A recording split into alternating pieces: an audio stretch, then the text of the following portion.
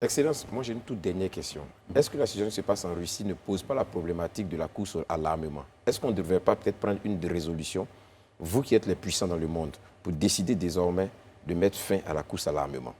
Et sachant que les armes qui ont été distribuées, qui sont en train d'être distribuées en ce moment en Ukraine, est-ce qu'il ne faudrait pas craindre qu'après la crise, ces armes qui ont été distribuées ne se retrouvent pas ailleurs et qu'elles ne suscitent pas des conflits ou d'autres... vous avez parlé de terrorisme, d'actions violentes, qu'elles ne suscitent pas d'autres actions violentes dans les pays de l'OTAN? Comment elles sont contrôlées, ces armes qui ont été... Il y a eu des accords Oui. pour le contrôle des armements, y compris des armes nucléaires, entre les États-Unis et l'Union soviétique, et entre les États-Unis et la Russie. Évidemment, si les ennemis de la paix sont bien armés, il faut que les amis de la paix soient bien armés aussi.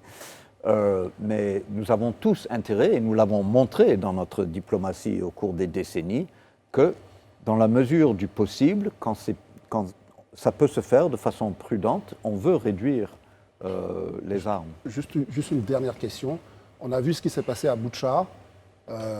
Voilà, toute la communauté internationale est horrifiée par ce qui se passe.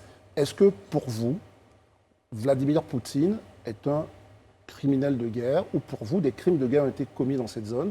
Et sinon, est-ce qu'aujourd'hui, ce que Biden a voulu dire en disant que d'une certaine façon, il faut que Vladimir Poutine parte, c'est une façon pour les États-Unis d'appeler à une forme de révolte intérieure des Russes? Alors, la Maison-Blanche et le président Biden lui-même ont dit très clairement que la politique des États-Unis, ce n'est pas un changement de régime en Russie. Ce n'est pas ça ce qu'il voulait dire. Il exprimait son horreur face aux actes de Poutine. Il était en train de livrer un discours. Il avait un texte écrit. Ça ne faisait pas partie du texte. D'accord. Okay.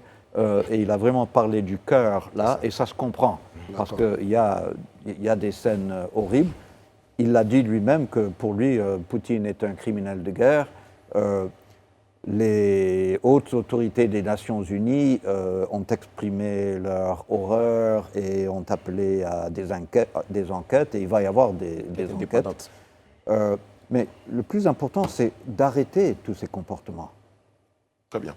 On va le noter, on va s'arrêter sur cette volonté-là d'arrêter ce comportement et surtout de souhaiter la paix dans le monde, facteur de prospérité pour les uns et les autres.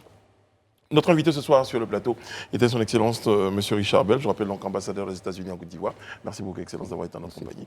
Merci André, Élisée, Madame Bleu et toutes les équipes techniques et éditoriales qui se joignent à moi pour vous souhaiter une bonne fin de programme sur Live TV. Nous, demain, on sera sur ce plateau à partir de 20h15 pour un autre numéro du Talk. Prenez soin de vous et des autres. Que Dieu veille sur vous, qu'il veille sur la Côte d'Ivoire et le monde.